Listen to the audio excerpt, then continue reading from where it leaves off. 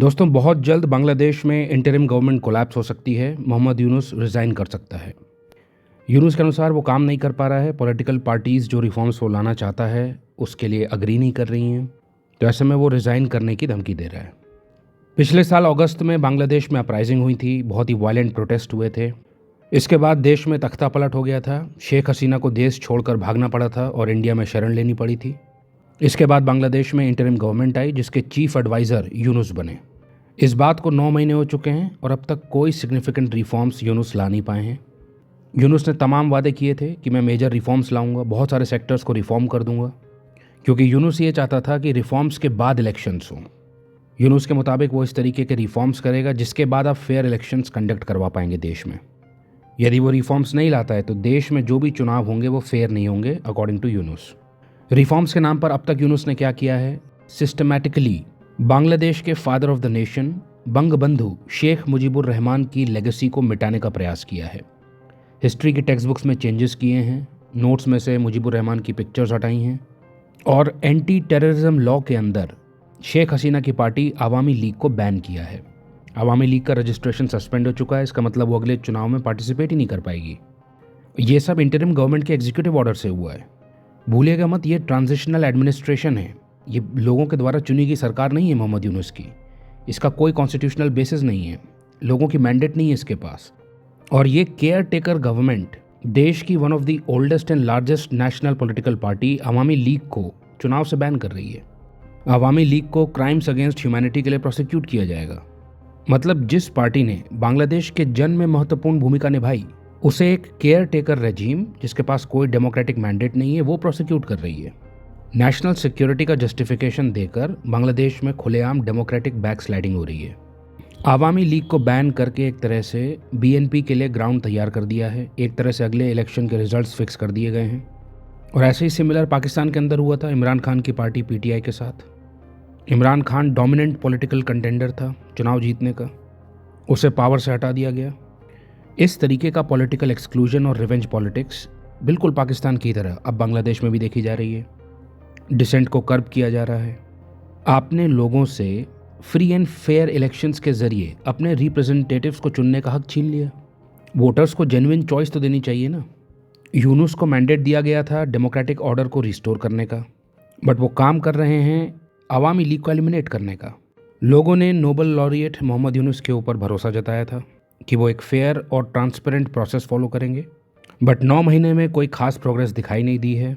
यूनुस कोई भी election plan present नहीं कर पाया है। इंटरिम गवर्नमेंट की क्रेडिबिलिटी गिर गई है। लोगों का पेशेंस जवाब दे रहा है। भाई, जब हसीना को डिक्टेटर कहा जा रहा था जो कि इलेक्टेड लीडर थी, तो एक अनइलेक्टेड लीडर जो चुनाव करवा नहीं रहा है ना रिफॉर्म्स ला रहा है उसे क्या कहेंगे?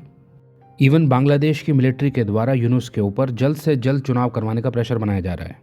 बांग्लादेश के आर्मी चीफ जनरल वकर उस जमान का कहना है कि दिसंबर में चुनाव होने चाहिए।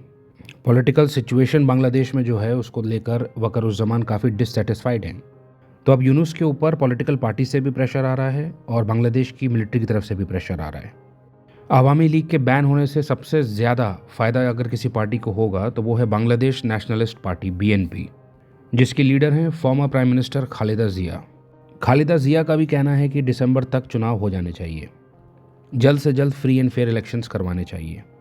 तो बीएनपी की तरफ से भी यूनुस के ऊपर प्रेशर बनाया जा रहा है। पब्लिक भी इम्पेशेंट हो रही है कि 9 महीने हो गए हैं, आपने जो रिफॉर्म्स का वादा किया था वो कहाँ है वो। यूएस में रजीम चेंज हुआ, डोनाल्ड ट्रंप आए, ये मोहम्मद यूनुस के लिए एक बहुत बड़ा सेटबैक था। पावर डेमोक्रेट से रिपब्लिकन एडमिनिस्ट्रेशन के हाथों में गई तो यूनुस के सपोर्ट में कमी आएगी। 2016 में जब ट्रंप जीते थे तब यूनुस ने इसे सोलर एक्लिप्स कहा था, ब्लैक डे कहा था। यूनुस ट्रंप की पॉलिसीज़ की आलोचना करते आए हैं। यूनुस के डेमोक्रेट्स के साथ स्ट्रॉन्ग टाइज को सभी जानते हैं। मोहम्मद यूनुस का क्लिंटन फाउंडेशन के साथ प्रोफेशनल एसोसिएशन है। यूएस एड का भी बेनिफिशरी है मोहम्मद यूनुस। तो जाहिर है ऐसे में ट्रंप इसकी लेजिटिमेसी को क्वेश्चन करेंगे।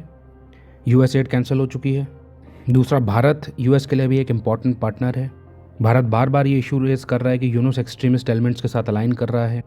माइनॉरिटीज़ के अगेंस्ट बांग्लादेश में जो वायलेंस हो रही है उसे कर्ब करने में विफल रहा है। ट्रंप इस समय पर भारत के साथ अपने टाइस को स्ट्रेंथन करने की कोशिश कर रहे हैं चाइना को काउंटर करने के लिए। इस समय पर यूनुस का टिल्ट है चाइना की तरफ। तो ऐसे में यूनुस को यूएस की तरफ से कम सपोर्ट मिलेगा। यही डोमेस्टिक और इंटरनेशनल प्रेशर यूनुस हैंडल नहीं कर पा रहा है और स्टेप डाउन करने की धमकी दे रहा है। इंटरिम गवर्नमेंट कोलैप्स होने वाली है। अब जब लोग यूनुस से अकाउंटेबिलिटी मांग रहे हैं कि 9 महीने में आपने क्या किया, कहाँ पर हैं रिफॉर्म्स, लोगों को प्रोग्रेस नहीं दिखाई दे रही है, यूनुस के ऊपर प्रेशर बन रहा है, चीज़ें यूनुस के हाथ से आउट ऑफ कंट्रोल हो चुकी हैं। ऐसे में ये एक डिग्निफाइड एग्जिट चाह रहा है। लोग प्रोटेस्ट करके तख्ता पलट ना कर दें, इसे भी भागना ना पड़े। इसके बजाय ये पॉलिटिकल पार्टीज़ के ऊपर ब्लेम शिफ्ट करके एक डिग्निफाइड तरीके से एग्जिट करना चाह रहा है। ये कह के कि भाई वो काम नहीं कर पा रहा है क्योंकि डिसएग्रीमेंट्स हैं, पॉलिटिकल पार्टीज़ अग्री नहीं कर रही हैं, लोग जो रिफॉर्म चाहते हैं और यूनुस जो रिफॉर्म लाना चाहता है वो ला नहीं पा रहा है। इस तरीके से पॉलिटिकल पार्टीज़ पर ब्लेम शिफ्ट करके यूनुस रिज़ाइन करने की धमकी दे रहा है। शेख हसीना के 15 साल के रूल में बांग्लादेश में सिग्निफिकेंट इकोनॉमिक गेंस हुए थे। बांग्लादेश का जीडीपी काफ़ी ज़्यादा बढ़ा था, इंफ्रास्ट्रक्चर इंप्रूव हो गया था, पॉवर्टी रेट्स गिर गए थे देश में, भारत के साथ संबंध काफ़ी सुधर गए थे। पूरे विश्व में बांग्लादेश की इकोनॉमिक ग्रोथ और सोशल प्रोग्रेस की बात होती थी। और आज बांग्लादेश की कंडीशन देखिए, देश में पॉलिटिकल पोलराइजेशन है, टेंशन्स हैं, सोशल अनरेस्ट है, इकोनॉमिक डिस्पैरिटी है, देश में रेडिकलाइजेशन बढ़ रहा है, माइनॉरिटीज़ को परसिक्यूट किया जा रहा है। इररिस्पॉन्सिबल स्टेटमेंट्स और एंटी इंडिया स्टांस लेकर यूनुस एडमिनिस्ट्रेशन ने भारत के साथ संबंध खराब कर लिए हैं। अननेसेसरीली संबंध खराब कर लिए, इसकी कोई ज़रूरत नहीं थी। भारत के साथ कोऑपरेट करके बांग्लादेश का फ़ायदा होता, संबंध खराब करके अपने लिए चैलेंजेस बढ़ा लिए हैं। तो ये सारी चीज़ें जब धीरे धीरे सामने आ रही हैं और लोग क्वेश्चन कर रहे हैं तो यूनुस के ऊपर प्रेशर बन रहा है। और अब जब लग रहा है कि चीज़ें बहुत ज़्यादा बिगड़ गई हैं और उसे ठीक नहीं किया जा सकेगा तो यूनुस रिज़ाइन करने की बात कर रहा है। यदि यूनुस रिज़ाइन करता है तो बांग्लादेश में फर्दर अनसर्टेनिटी आ जाएगी, दोबारा से सिविल अनरेस्ट देखने को मिलेगा। पाकिस्तान में जिस तरीके से पावर में रहकर अपोजिशन को एलिमिनेट किया गया, उसके लॉन्ग टर्म इफ़ेक्ट्स आज हमारे सामने हैं। देश में रेडिकलाइजेशन है, डेमोक्रेटिक बैक स्लाइडिंग हो चुकी है, पाकिस्तानी यूथ रियलिटी से बहुत दूर है, डिसइल्यूजन्ड है। और अब यही चीज़ बांग्लादेश में होगी क्योंकि बांग्लादेश भी पाकिस्तान की राह चल चुका है।